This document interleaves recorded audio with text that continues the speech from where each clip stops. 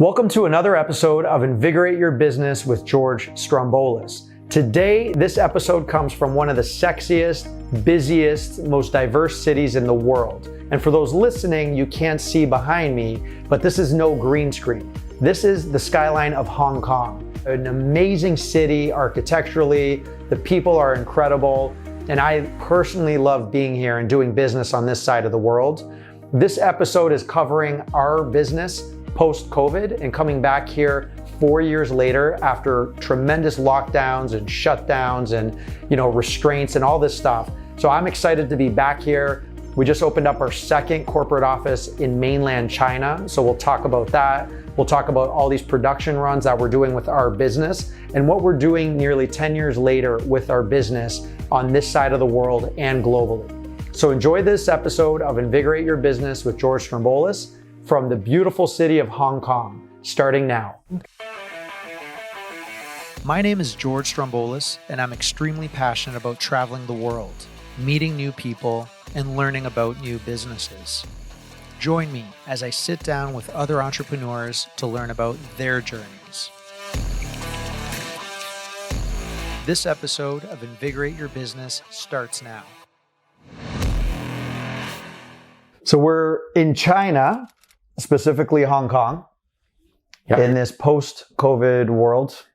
We're not going to talk about COVID this episode, but we're going to talk about how it affected our business, specifically being over here where we do all our custom manufacturing, our strategic partnerships when it comes to sourcing components, all that stuff. But being back here officially 4 years later, like 4 years ago this time, we were coming back to the States. Hey, there's some virus, something's going on. The world's kind of like drawing more attention. And then 4 years later, it's just like, wait, that happened quickly. So we'll talk about a few things in this episode. It's good to be sitting with you. It's good to be spending time with you over here.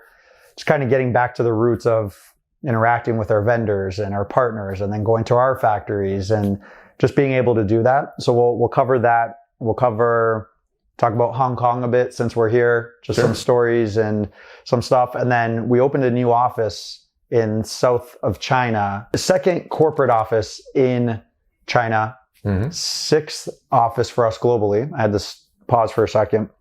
And we're building a team and we got the team build and see that firsthand. So just a lot of exciting stuff. First question, how does it feel being back in China? Yeah, I mean, amazing, right? I feel like everybody will sort of understand to a certain extent, just thinking about remote work, right? Remote work's great. Have your own time, you have your own space, all that stuff. But I feel like most people would understand how good it feels to get back to the office every once in a while, to see people in person, work with them in person. Totally. Get a conference room and just whiteboard some ideas and just lay everything out on the line. It really seems to be, at least in our business, much more efficient to do that in person. And then, talking about China and manufacturing and things like that, it becomes so much more efficient because we're talking about product, right? So now we're not just talking about it and looking at it through a camera. We're physically holding the product in our hands. We're able to bend it and sort of, the whiteboard equivalent of product work is like, okay, let's go out into the factory and let's smash this thing up and bend it right in front of us. Let's run through these ideas in real time and see if we can get it to the shape we want or whatever that is. There's really no replacing physically being here. Absolutely. And before we even came here, so when everything shut down, China was one of the hardest hit countries from measures, or at least what we were seeing outside. And it wasn't even a thought coming back here during it. And yet we're running our business, the manufacturing aspect, out of mostly China. So you and I were handicapped. Pre this, we were here at least every 6 weeks. One of us, with our partners, with our team, with our employees. And then to go from that to not, how important is it that we set up such a good team pre-COVID and it was able to just quarterback everything, on the ground here, because we can still quarterback from overseas, but like you said, it's different when you're on there and, for these custom fixtures, certain type of glass, and we have to go to several glass suppliers, right? So did you see the clip with Elon Musk talking about manufacturing? I I don't believe so. Okay, so I'm going to butcher this, but it was on one of the podcasts with maybe like Lex Friedman, and he was talking about manufacturing. He's like, there needs to be a show or a documentary just talking about the complexities, because he was talking about a Cybertruck, and they made the prototypes, and that's always easy. But then how do you mass produce a product is where the complexities come in and everything. Right. And he was saying there still hasn't been a Hollywood movie talking about just manufacturing and what goes into that. And, it's similar. Obviously, we're in manufacturing, but even developing a light fixture, however complex it may be or simple, it's never just one factory, one component supplier, and that's it. There's so many elements. And the more complicated we go, because at our company, Ideoli, we're making some very tech savvy products, down to simple products, all the way tech savvy, and the different components and the optics and the drivers and the LEDs. And now we're doing a lot in the dimming and controllability space. It's not just one supplier, one factory. Right. Well, and going back to the challenges of COVID, we're physically not allowed to be here anymore. So because of that, we now have to expand our entire operations here, right? So we literally doubled our personnel. We technically doubled our office space, right? Because we now opened our second office. Yep. And we had to do that because we couldn't come over here. But that also means we did that without coming over here. So we're hiring new employees that we've never physically met in person and talked to. We're opening an office space we haven't been able to go see and walk through and see what that is. So we're relying on our existing employees, which thankfully, we've had such amazing employees that we trust over here. But we're doing all of that hiring, expanding, opening offices, just like everywhere else in the world. We have suppliers that are going out of business, and this guy closes. So now we need a new, plating company, and we're doing all of this expansion without physically being here, which is just a even bigger challenge in its own. Bigger challenge. And sometimes you got to sit back and say, pat ourselves on the back that we're able to do that and put us in that position. But again, patting on your back doesn't pay bills, and nobody cares. But we opened an office in China. I mean, our first office was 8+ years ago, right? In the Shanghai area. And that's been a workhorse for us. And the team is incredible. And we're talking about not just partners, like actual ownership to be able to control the process here, right? Mm-hmm. In the South now, where a lot of our other suppliers are, component suppliers, we opened up an office, beautiful corporate office. And within the last year, but this was the first time that we were able to come over here. So before we talk about that office, let's talk about even the logistics, right? So we've been needing to get over here for the last 2 years. And you hear all these horror stories online about travel to China from the United States or Canada or wherever. And it was like, I don't know, man, who wants to risk it? They're detaining you. They're throwing you in jail. They're going to inject you with 18 different things. Like, there's been this fear. And then you start seeing a lot of our friends and partners that are here because we're connected. It's like, no, I came to the States and came back, no problem. But then you read online, or if you go on the State Department website, and it's been this game for at least a year. Like since last January of 23, we're like, we need to go, but who wants to go? Not it, right? Like one of those. So finally we got to the point, even coming on this trip, we were nervous just from, hey, there still are stories of people being detained, and being injected with whatever their vaccine is, or held against their will. So it's good that we're over here now. You're seeing a lot more Americans coming over. So you're just kind of eliminating that. Still not, who knows, there's still a lot of cases of COVID coming, but. Yeah. And like you said, logistically, it's even after the borders technically opened up, when it first opened up, it was still impossible to get here. There were no flights. Right. You would have to fly to Germany and then Germany to Tokyo and then sleep overnight in Tokyo and then get here. So, it'd take you 2.5 days just to get here. Feasibly, what didn't make sense. Right. Then, who knows the reason, whether it had posturing between the governments, but then the State Department had on our website, wasn't officially banned from coming to China, but it was, heavily restricted. And if anything happened, they're not going to help you. Right. Basically saying the consulates are closed. So if you go over and you need help, there's nobody there to help you. And it's like, okay, well, that's disheartening. Sure. I'm not going to risk that. I don't know why it's closed, but I've never needed to use it, knock on wood, luckily, but it's nice to know it's there. Yeah, right? it's right. So there's just a lot of, strange things, whatever the reasons were, but it does seem like it's now officially opening up. It's still not the way it was. I mean, from what aspect? Just ease, to be honest, right? Oh yeah. Talk about your flight schedules, like from what you pre-COVID versus now. You used to have probably every major American airline plus, major international airlines out of New York, LA, Chicago, Dulles, I think probably even like Dallas, places like that. Atlanta. Multiple direct flights every single day, every day of the week to both North and South China. Now it's like from New York, I wanted to get here. There's one direct flight and the prices are, 8 times what they used to. Yeah. Like literally there's a flight direct on your preferred airline. Yeah. Coach seat, yeah. $20,000+. Yeah. 20,000+. Insane. Yeah. We're pre-COVID, like $1,500, $2,000 for a coach seat, like no problem all day long. Exactly. But now it's, it's starting to get better now. Right. There's more options. It's definitely not what it used to be. Out of New York, it seems like there's still just only one flight a day, direct flight on one single airline. Yeah. So a lot of people are obviously fighting for that, which drives the price up. But. Totally. A lot of options out of LA. And then even being here, so when you land, you're like, first trip, you're still like, what's going on? Everyone's in masks. But pre-COVID, a lot of people were in masks, right? Yeah. We're talking 1 billion plus people. Fairly normal. A lot of germs. Yeah. It's actually smart. They put it on, whatever.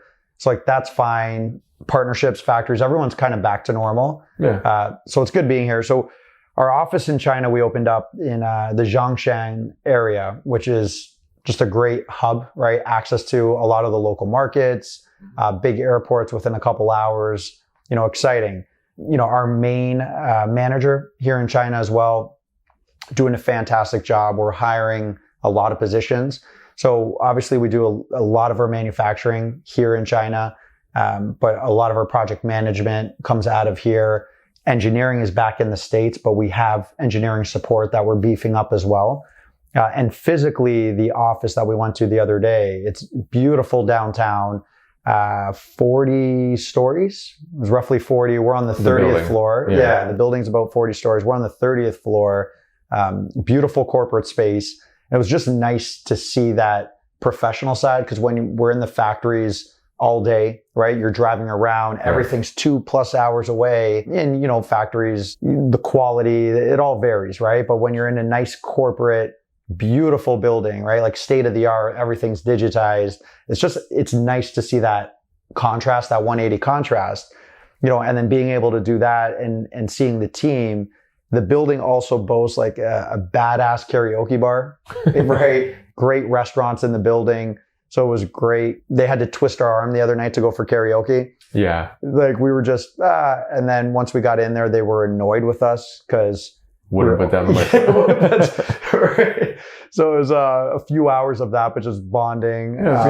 Chris's hand is like stuck in the carpal tunnel just from holding the mic all night. Hey, what can I say? I'm a performer. Yeah. But it was just fun. So talk to me about just that experience. Yeah, I think the office is great. I mean, again, going back to, I sort of feel like in many ways for our entire company, COVID was in a way a necessary reset, right? It really made us sort of focus and think about, okay, out of necessity, we have to simplify everything. We have to make everything as efficient as possible because of cash flow and all that other stuff. But it really helped on the manufacturing side. We got smarter about where our suppliers were, right? Yep. So the beauty of our office is our corporate office is centrally located everything. It's essentially 30 to 45 minutes in any direction to get to our glass guy, to get to our plating guy, so it's a true hub in the middle. So all of our employees over here, whether it's our production manager, or our QC guy, or our sourcing guy, or our procurement guy, they're all in the same spot in the center. They can come together, but then they can quickly shoot out as needed to go make sure that whoever they're reviewing is on schedule, everything's good, the quality's good.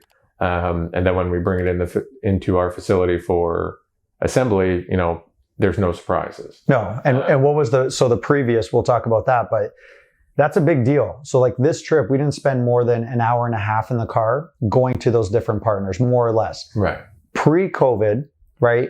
And again, the ownership we have in our factory, it was a 5-hour radius. Yeah. We would sometimes have to drive 5 hours to go to the glass supplier and work on, and we're talking there and back in a day.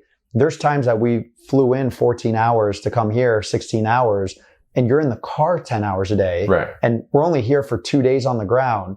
So it's a dizzying trip, right? When you do that. Sure. Now, post-COVID, being able to do that within the radius and then send our QC team within that radius just changes the dynamics. That's a great point. Absolutely. And even, from an actual production standpoint, because, like from the Elon Musk documentary, production is hard.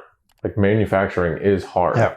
No matter, even if it's the same thing you made it thousands of times before, you've been making it for years and years and years, you're still going to have that one round, that one, order where all of a sudden something happens. Yep. And then you have to react, right? So you have to be able to react quickly and swiftly and efficiently.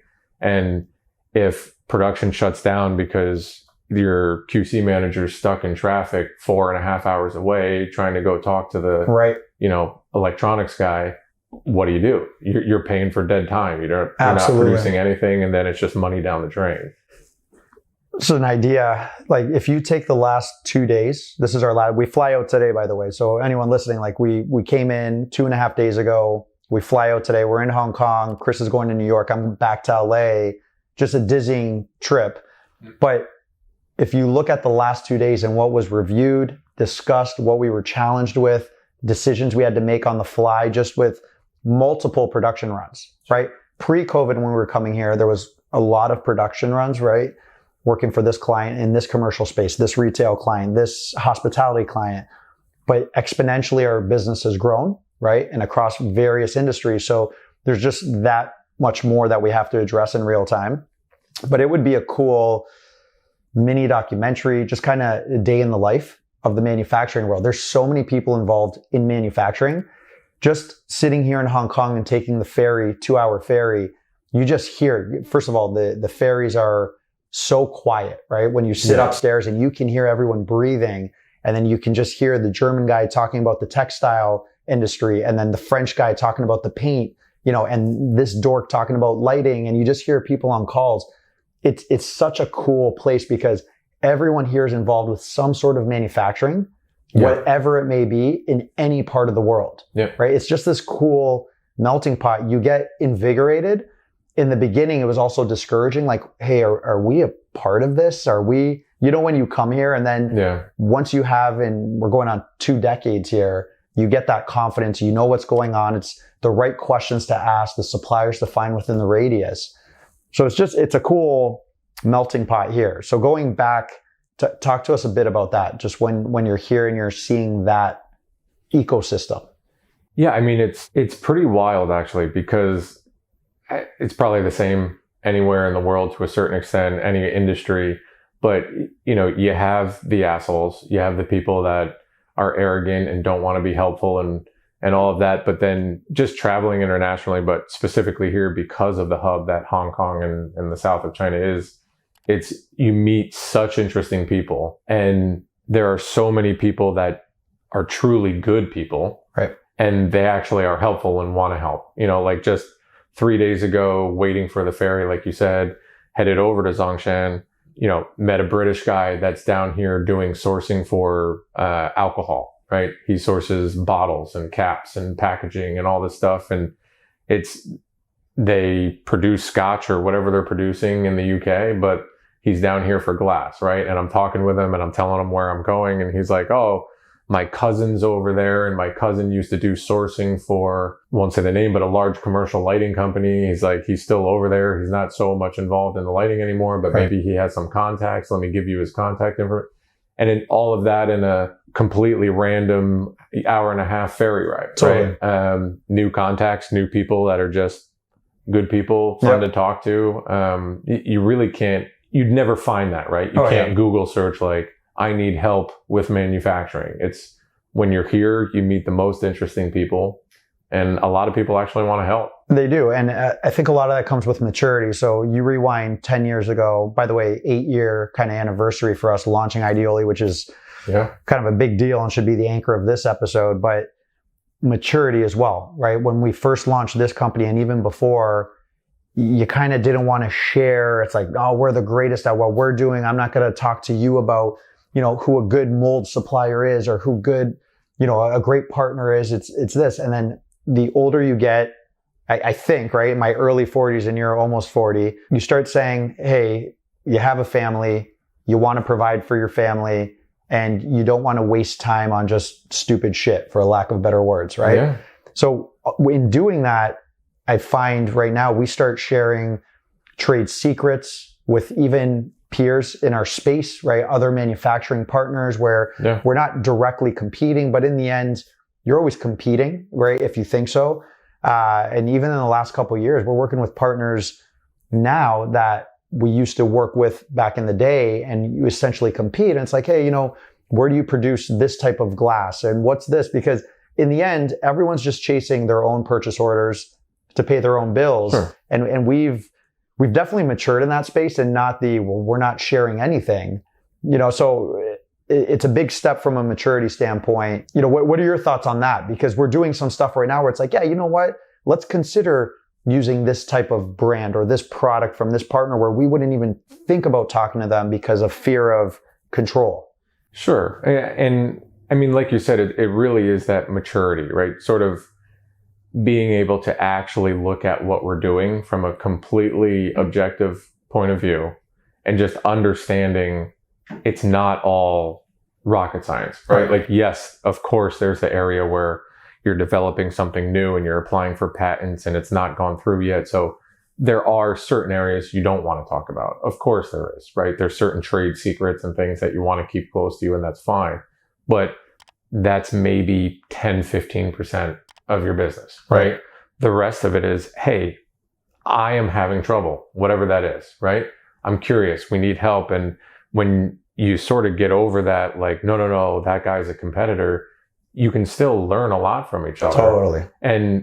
And there's nothing wrong with learning a lot from each other. Even though you're competitors, it doesn't mean you can't talk through things together and figure it out. And you're right, it is a maturity, because especially coming off, it's not a chip on your shoulder, pride, however you want to word it. It's like, no, I can't talk to that guy. Yep. I see him at a trade show and he's on the other side of the aisle. And it's one, it's just a waste of time. It's a waste of energy. But two, it's like, no, now that you're starting to talk to him, it's like, oh, he's really good at X. He can help me. We're really good at Y. Totally. He might need help with that, right? Yeah. And when you start having those conversations, everybody gets better. Mentally, it makes it so much easier because you're not spending all this time stressing about something that doesn't exist. Who wants enemies? Right. So it's great. And it's like that over here as well, right? You're talking with one glass supplier and you're talking with the other glass supplier, and it used to be like, oh, I can't let this guy know I was talking with that guy. Right. But now it's like, hey, I was just over there and I'm talking with him and he was doing it this way. How do you think about that? Oh, well, it could be done that way, but we're not set up, and we're set up to do it this way. And the reason why is this. It helps you learn more of the process when you're just open and honest. And I have a guy and you should talk to him. Like, they're very, culturally, there's a stigma outside of the country, I feel like, about manufacturing here. And we've talked about it on previous episodes, and we'll always be talking about it because this is our DNA. But back to that Elon Musk thing, and it would be cool to do like a documentary series and just follow us in the factories and what we're going. In the last 2 days, we're talking about, and we're not going to name names because we're still in development. We signed NDAs with these different accounts, but a large international global car racing company, right? And we had issues with the color of the exact red that they want, even though we used their RAL number, and the way the light was coming off is looking orange. Like, just stuff that we're dealing with in real time, right? And we still got to address that today. Other stuff with like a large gaming company, right? Global, iconic. We all played it when we were kids. Not going to say what it is, but you guys can get an idea. And, again, with the coloring and what's coming out, and the way certain things were printed on a material, and the give of the material, and the way the eyes appeared 2 millimeters a little off, microscopic in the grand scheme of things, but so brand conscious that we restarted the whole process because their brand guidelines are to the point, and that's why they chose us and they just don't go with someone else, right? So again, stuff that we're dealing with in the factory in real time and addressing it. Large shoe apparel company and talking about the way the quality of the light is going to hit the red or the yellow or the blue in the shoes and the white, and being able to adjust that in real time and create apps for them to, if there's a new shoe display, and just being able to do different stuff. It's pretty cool. It's not going to be for the majority of the audience, but it would be a very cool documentary or series to give more insight into the manufacturing process. Anything you want to add to that? Because I want to wrap this up. So go ahead. No, I was just going to say you're right, because it is that scalability, right? When you're going from, you always have your prototype sampling process, whatever you want to call that. And it's, even when you're not intentionally doing it, you're essentially creating a perfect atmosphere, right? So we're going to create 1, 2, 3 fixtures, whatever that is. We're going to set up this little demo. We're going to stage the clothing or the shoes or the whatever it is. We're going to put it there. We're going to prove that the light works. Okay, everything's great. Right. But now you scale up production. The product's rolling down the assembly line. You scale up the install. You now have 30 of these products lined up. Well, now all of a sudden it doesn't look the same. Now all of a sudden, your colors are mixing in a different way than it did when it was in a controlled environment. Absolutely. Right? You're whatever. You have everything aging together in the room, so the heat rises, and now it's expanding differently than it did when you only had a couple of products, right? So you learn certain things. Absolutely. That you just can't foresee. Obviously you plan as much as you can, but there's certain things you can't foresee everything, right? No. So you have to react to that during the process because you are in full scale production. So every time you have to shut down the line, it's just money and time. It's delays. Burning it. Yeah. Terrible, insight to the client, and the client's upset and everything's getting pushed out, and you're trying to stay on construction schedules. And so it's that real time sort of fire drills that are constantly happening, to be honest. Absolutely. During production, that's wild and fun and terrible, and you want to rip your hair out, and then you feel great when it's over. And what we shield for our clients, a lot of the times partners may just walk away and say, that's not our fault. This is what it is. From day one, you and I set the tone in our company, and it's we'll go in the red, deep into the red to make this better. And we do it quite often because a lot of the stuff is unforeseeable or there's changes. And we do that with good partners, right? It's very long-term with us. So last thing, here's a cool thing. We have always been coming to Asia because it was the manufacturing side of it, right? We've been doing a lot of international work now, and it's just it's beautiful seeing the connection and everything. So we're now in Asia, and not just from a manufacturing standpoint, we're meeting with ultra high-end lighting designers, architects, people that are influencing the specs in this side of the world for these towers and these hotels and these buildings. And it's exciting. Like right now, we got to leave in 5 minutes because before our flight, we have a meeting with a major lighting design firm that's based in London that met last month for a project that we're doing that you were there the previous months. Mm-hmm. And we're now connecting with their team here in Hong Kong to talk about projects here. So it's, from working in the States and that's our ground, it's like from state to state. Hey, we're in New York, we're in LA, we're doing this.